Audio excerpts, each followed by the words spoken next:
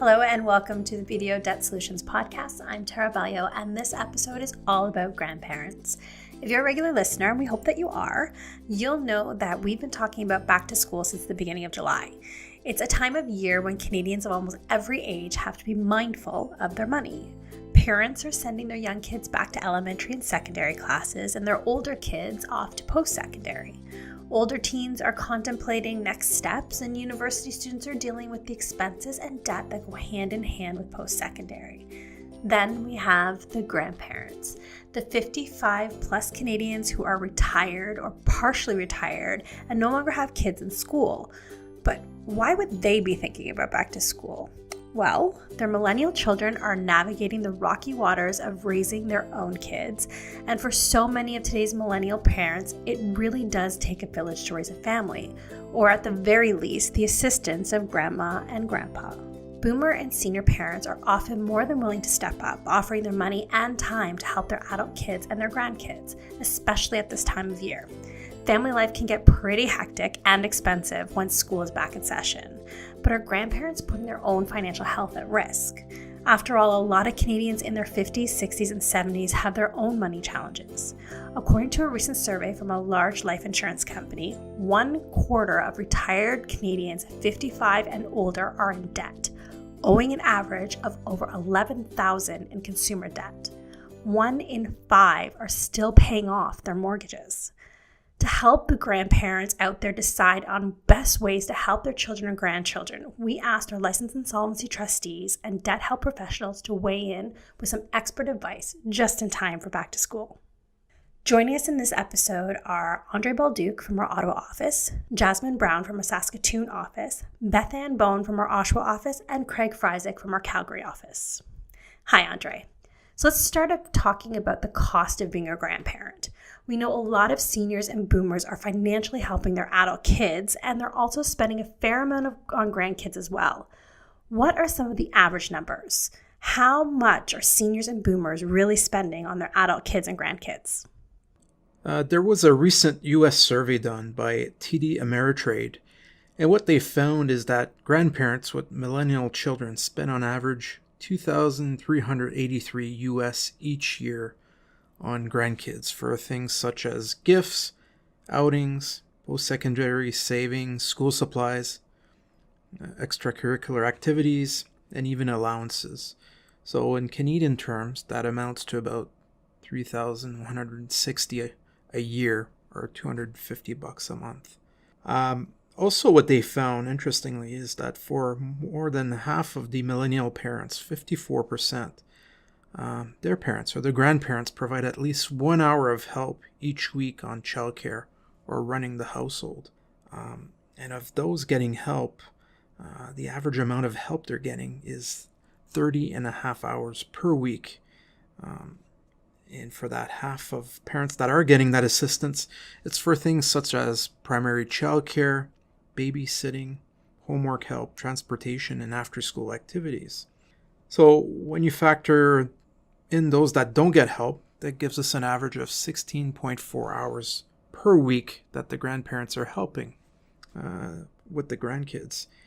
And when you look at the value of this unpaid labor, it actually works out to about $11,500 a year. So when you add to that the $3,150 that grandparents actually spend of their money for the grandkids, their total contribution on average is $14,600 per year. So it's quite a substantial amount when you add it all up. Jasmine, now that Andre has shared some average numbers, what should parents think about before they offer financial help to their grown kids and their grandkids? It's understandable for boomers or seniors to want to help their grown kids, especially while their kids are dealing with the costs of raising their own family. But it is important to keep in mind that your window of opportunity for paying off debt or saving for retirement or long-term care is much shorter compared to the time that your children will have for meeting their own financial goals. So some questions for seniors or boomers to ask themselves would be, is your financial plan in order? Do you have debt that you're still trying to pay off? Will the time or money you're giving to your kids or your grandkids affect your ability to meet your own financial goals? Are you dipping into your retirement savings or putting off saving for retirement in order to help? And will this affect your ability to care for yourself in later years when you're in your 80s or your 90s? Another thing is, what should they do? So don't endanger their own financial health with good intentions or a desire to help adult kids and grandkids.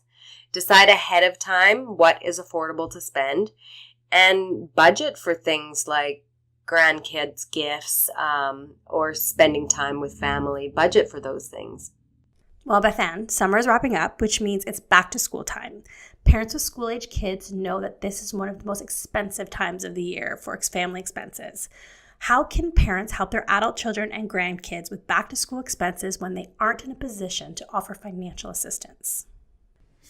Grandkids, one of life's most special gifts. You may feel inclined to exceed your spending budget to help out with the back-to-school expenses. However, putting yourself through that kind of stress may not be the best idea. Instead, consider looking for opportunities to give your time. You can offer occasional or regular childcare for younger grandkids to help with the monthly costs. Pick up your grandkids from school on early dismissal days or when the grandkids are sick, or even when their parents have work commitments. Also offer your own life experiences and financial knowledge to your children. You've raised a family, so offer the advice and your experiences and tips regarding what you went through to weather the back-to-school expenses. Craig, this is also the time of year when students are headed back to university. How can seniors help grandkids with university if they can't afford to contribute financially? There are lots of other ways to help if you can't afford to contribute financially. You can offer room and board to older grandkids who are attending university in the grandparents' community. Even a small regular contribution to grandkids' RESP when kids are young will make a difference years down the road when they decide to attend university. Instead of toys or clothing for a birthday gift, maybe opt to contribute that amount to an RESP or other post-secondary savings accounts. You know, it's important that grandparents shouldn't co-sign their grandkids' student loan.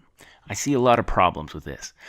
Private student loans often require co-signers, and the loan will impact the grandparents' ability to borrow money. Late payments can ruin credit scores, possibility of collection call, wage garnishments, liens on bank accounts. Making these payments could endanger your retirement. There's lots of things to worry about. Consumer Financial Protection Bureau found that older people with student loans are more likely than those without the debt to say they've skipped prescription medicines or doctor's visits or dental care because they couldn't afford them. The number of people 60 years and older with student loans quadrupled from 700,000 in 2005 to 2.8 million in 2015. 68% of these people said they owed for their child's or grandchild's education. So what should grandparents do if they've already co-signed? You know, what are their options? They should keep an eye on their credit score. If the student isn't paying, maybe take over payments if affordable, ask to be released as a co-signer, or speak to a licensed insolvency trustee about viable options, including consumer proposal or bankruptcy if it's really becoming too much. I'd like to thank our LITs and debt help professionals, Andre, Jasmine, Beth Ann, and Craig. And I'd like to thank you for listening to this episode of our BDO Debt Solutions podcast. As always, we encourage you to share this episode with friends and family, especially parents and grandparents in your life. In our next episode, LITs will offer some great ideas for financial solutions you can make in September. For more podcasts and videos, visit our YouTube channel, BDO Debt Solutions Canada. Until next time, I'm Tara Bellio, reminding you that it is possible to leave debt behind.